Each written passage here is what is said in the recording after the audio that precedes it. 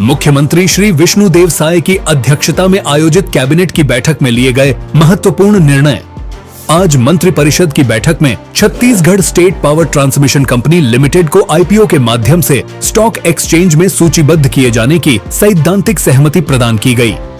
इस महत्वपूर्ण निर्णय से आम नागरिकों और निवेशकों को कंपनी की विकास यात्रा में भागीदार बनने का अवसर मिलेगा तथा कंपनी की वित्तीय क्षमता और पारदर्शिता को नई मजबूती मिलेगी। कैबिनेट ने खरीफ 2026 से कृषक उन्नति योजना के नवीन स्वरूप को मंजूरी दी है। राज्य सरकार द्वारा फसल विविधीकरण को बढ़ावा देने, किसानों की आय बढ़ाने तथा धान पर अत्यधिक निर्भरता कम करने के उद्देश्य से धान के स्थान पर अन्य खरीफ फसलें लेने वाले किसानों एवं दलहन, तिलहन, मक्का, कोदो, कुटकी, रागी तथा कपास की खेती करने वाले किसानों को प्रति एकड़ 15,000 रुपए की आदान सहायता प्रदान करने का निर्णय लिया गया है।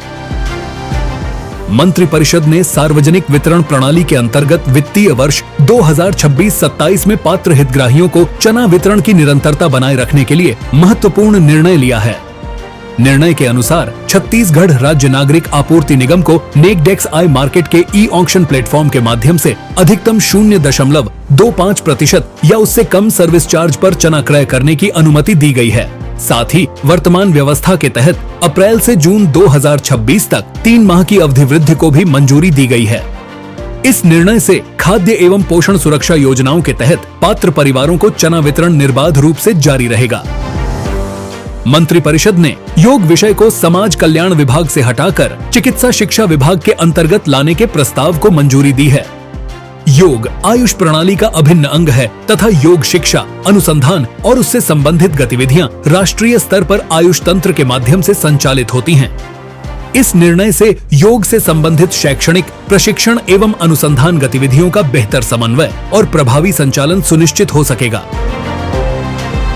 मंत्रिपरिषद ने प्रधानमंत्री ई बस सेवा योजना के प्रभावी क्रियान्वयन के लिए पेमेंट सिक्योरिटी मैकेनिज्म स्कीम के अंतर्गत डायरेक्ट डेबिट मैंडेट की सहमति भारत सरकार को प्रेषित करने की अनुमति प्रदान की है।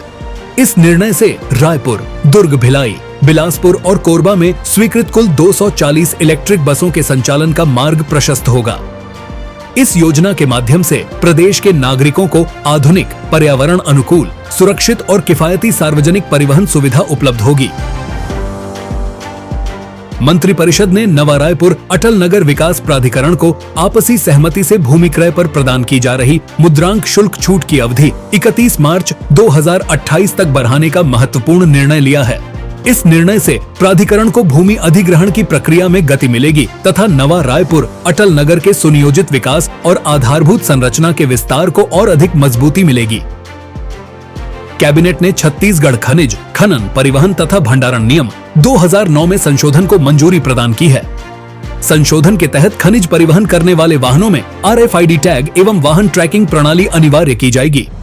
साथ ही खनिजों के ग्रेड निर्धारण और मात्रा आकलन के लिए आधुनिक तकनीक आधारित व्यवस्था लागू की जाएगी। इसके अलावा भंडारण शुल्क एवं सिक्योरिटी डिपॉजिट में वृद्धि तथा ईज ऑफ डूइंग बिजनेस के तहत अतिरिक्त भूमि स्वीकृति एवं भंडारण लाइसेंसों के समामेलन संबंधी प्रावधानों को भी मंजूरी दी गई है। इस निर्णय से अवैध खनन, परिवहन एवं भंडारण पर प्रभावी नियंत्रण, अधिक पारदर्शिता तथा राज्य के राजस्व में वृद्धि सुनिश्चित होगी।